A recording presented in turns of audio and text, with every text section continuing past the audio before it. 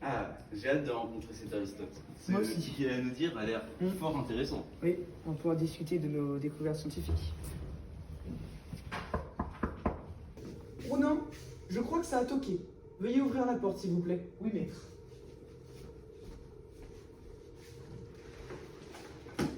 Bonjour, messieurs. Bonjour. Bonjour. Bonjour, mes amis. Bonjour. Comment allez-vous Très bien, ma foi. Très bien, merci de nous avoir invités. Merci. Je suis très content que vous soyez venus pour ce petit apéro entre amis. Votre maison est, ma foi... C'est très spacieux. Vous pouvez donner vos affaires à mon cher valet. D'accord. Allez vous asseoir. Prenez place.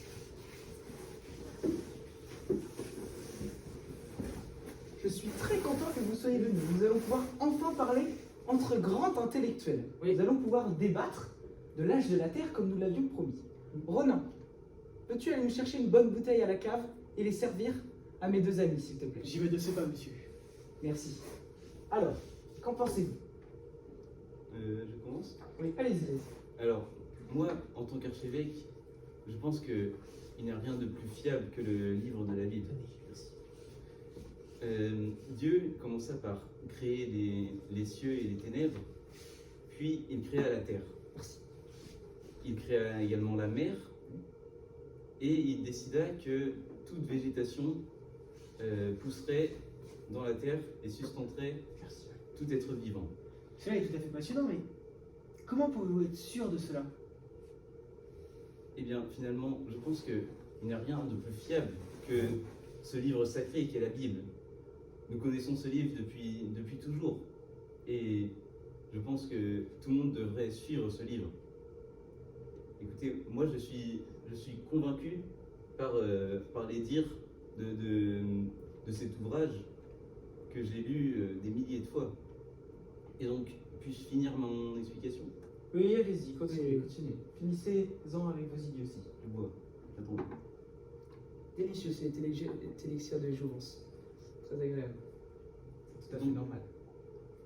Dieu continua le 4e jour par créer la lumière pour que les futurs êtres vivants qu'il voit puissent se retrouver dans le monde. Puis il créa les animaux et également l'homme. Il le créa à sa façon, Oui. à son image. Et l'homme fut le digne héritier de toute l'intelligence de Dieu. C'est pourquoi je date la Terre au 23 octobre 4004 avant Jésus-Christ. D'accord. Et vous, qu'en est-il de vos recherches? Alors, je ne suis pas du même avis que vous, cher, car je crois à la mythologie grecque. Et dans la mythologie, dans mes croyances, l'univers commence par le chaos, là où la matière existe, mais n'a pas de forme. Cette mythologie commence par les dieux primordiaux, avec Chaos, qui donna naissance à Gaïa, la déesse de la terre-mère, notre terre sur laquelle on vit, la déesse Nyx, déesse de la nuit, déesse de la sombritude. Il y a aussi Abyss, le dieu des fonds marins. Voilà. On a aussi Ereb, dieu des ténèbres, mais aussi Eros, dieu du désir et de l'amour. Waouh, vous m'impressionnez, monsieur. Vous avez une connaissance qui découle des dieux. Mais si je ne m'abuse, c'est la croyance qui vous différencie. Oui, c'est la croyance. Mais je vais finir. Avant cela, pourrais-je avoir un petit peu de nourriture pour me sustenter? Excusez-moi, monsieur. S'il vous Pas de souci. Alors, suite à cela, Gaïa s'est mise au travail. Elle a donné naissance à Ouranos, le dieu qui entoure la Terre, voilà, en référence aux ouragans, bien sûr. Ensuite, il y a Ourea, donc la déesse de la mer, etc., des flots marins, tout ça. Et puis on a Pontos, voilà, donc le dieu de la terre. Donc voilà, Gaïa s'est mise au travail avec ses 3 enfants pour créer cette terre, créer notre terre. Mais selon moi, l'âge de la terre, on ne peut pas en donner un exact, puisque les dieux sont éternels. Les dieux ont toujours existé, on ne connaît pas leur naissance et on ne le connaîtra jamais. Alors, la naissance de la terre, la création de la terre, on ne peut pas la dater non plus. Alors selon moi, la terre est éternelle dans le passé comme dans le présent. Et mes croyances seront toujours plus fortes que toutes vos croyances et vos démarches scientifiques. Waouh. Alors, selon vous, la Terre n'a pas de début. Non, la terre n'a pas de début. D'accord. monsieur? Alors, je comprends vos croyances à tous les deux, mais pour moi, pour prouver l'âge de la Terre, il faut une vraie démarche scientifique. Et donc, j'ai donc établi une expérience où, vu que la Terre est ronde, nous avons pris des boules de fer et on les a fait chauffer jusqu'à ce qu'elle atteigne une température très élevée. Et nous avons calculé le temps que la boule met pour se refroidir jusqu'à la température actuelle de la croûte terrestre, qui est de 10 degrés. Et grâce à ce temps-là, nous pouvons obtenir le temps que la Terre, du coup, grâce au temps, et en faisant le recul, on obtient l'âge de la Terre. Donc, voyez-vous, mon expérience, je l'ai répétée plusieurs fois, pour que ma marge d'erreur diminue, et pour pouvoir être plus précis.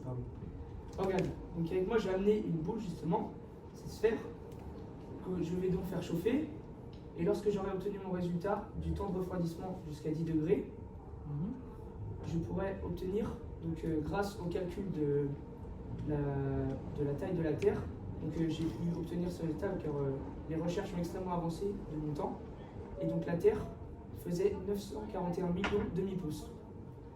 Et donc grâce à ces résultats, j'ai alors calculé tous mes résultats pour obtenir donc comme âge de la Terre 96 000 ans. Donc pour moi, grâce à mes démarches scientifiques, la Terre date de 96 000 ans. Mais comment une sphère, comme vous le dites, peut représenter la Terre et en déterminer son âge? Parce que vous voyez, la Terre est vraiment ronde.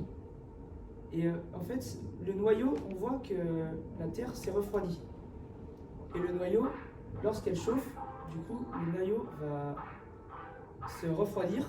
Et lorsque la Terre atteint les 10 degrés, donc on sait que 10 degrés, c'est la température de la croûte. Du coup, lorsqu'elle atteint là, on sait que c'est l'actuel. Et c'est là qu'on voit que le temps qu'elle a mis pour obtenir ces 10 degrés, c'est donc le temps de la Terre, l'âge de la Terre. On calcule grâce, du coup, avec la taille de la Terre, avec sa réelle grandeur. Je l'entends, mais vous savez, toutes ces démarches scientifiques, je trouve ça un petit peu bizarre. Hein. Je ne suis pas trop ça, les mathématiques, la physique. Je reste et je préfère croire mes croyances pour l'instant, mais j'entends votre point de vue, monsieur Buffon. Ben, c'est pareil pour moi, je comprends la religion, mais pour moi, la religion ne peut pas prouver tout, ne peut pas prouver l'âge de la Terre, ne peut pas prouver comment tout cela s'est formé. Il faut une vraie démarche scientifique. Regardez, grâce à toutes mes expériences, je me suis même brûlé à force de faire chauffer tous les jours des sphères de métal. D'accord. Oui, mais enfin, tout le monde sait qu'il n'y a rien de plus fiable que la Bible. Enfin, la Bible est le livre de toutes les preuves. Vous La n'êtes pas Bible, d'accord? la Bible. Je ne suis pas si d'accord que ça par rapport à la Bible. C'est un livre, Alors que nous, nos croyances, la mythologie grecque, ce sont des croyances que nous passons de père en fils. Mais Dieu, Depuis des années, depuis les Dieu dieux. est à l'origine de tout. Dieu, mais enfin, les dieux. Nous sommes polythéistes en Grèce. Non, il n'y a qu'un Dieu, tout le monde le sait. Tout le monde est monothéiste, enfin. C'est Pas le de polythéiste. Ouais. Je trouve ça un petit peu limite, mais Si je me le permets, vos condiments sont très goûtus. merci, c'est un Effectivement. compliment que je reçois avec fierté. Merci beaucoup, Merci. effectivement. Eh bien, je crains que je doive partir. Bon, Merci d'accord. pour tout. Je Voilà, comprends, je Aristote. comprends. Il me reste quelques expériences. Ce fut fort intéressant. Au revoir. Au revoir. Une Au revoir. prochaine fois, pourquoi pas. À une prochaine Mon fois. servant Renan va vous redonner vos manteaux. Au revoir, messieurs. Et merci pour cet apéro entre grands revoir, et intellectuels. merci pour tout.